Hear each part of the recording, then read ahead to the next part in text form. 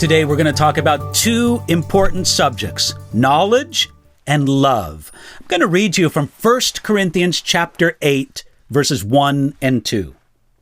Now concerning things offered to idols, we know that we all have knowledge. Knowledge puffs up, but love edifies.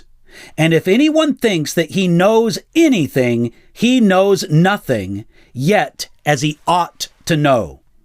But if anyone loves God, this one is known by him. That's 1 Corinthians chapter 8, verses 1, 2, and 3.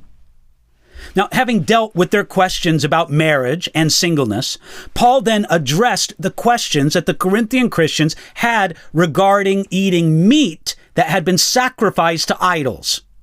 1 Corinthians chapter 8 verse through chapter 10 gives a lot of attention to these things offered to idols. Now, in this case, it was a meal that was offered to idols. In the Roman world, the meat offered on pagan altars was usually divided into three portions. One portion was burnt in honor of the god. One portion was given to the worshiper to take home and eat. And the third portion went to the priest. At a busy temple, a lot of meat came to the priests. They often sold the meat that they didn't eat, either at a restaurant that was at the temple or a takeaway meat market at the temple. In addition, the meat served and sold at the temple was generally cheaper.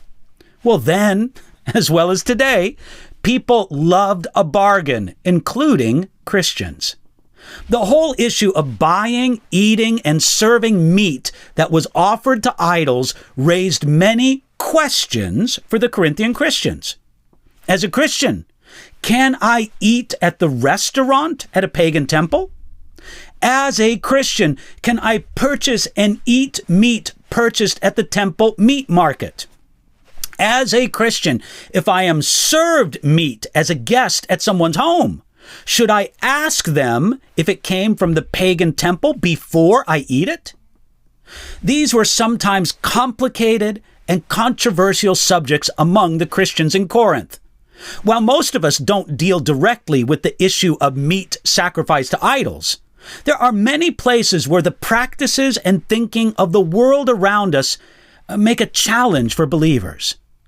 Pay attention to how Paul first addressed these issues. Instead of talking about food, Paul first spoke of the principles of knowledge and love. Christian behavior is founded on love, not primarily knowledge. And the goal of the Christian life is not primarily knowledge, but love. Both knowledge and love will make something grow.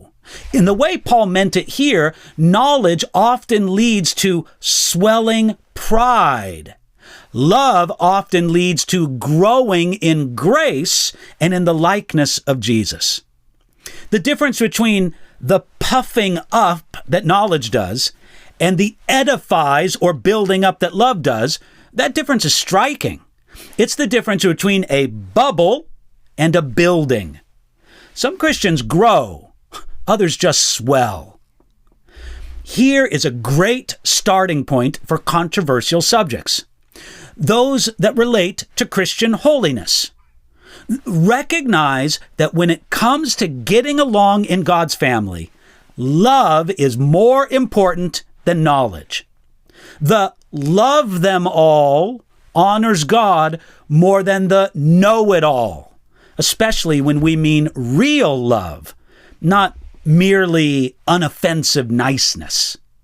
Friend, don't be afraid of controversy, but make sure to lead with love. Real love, not superficial niceness.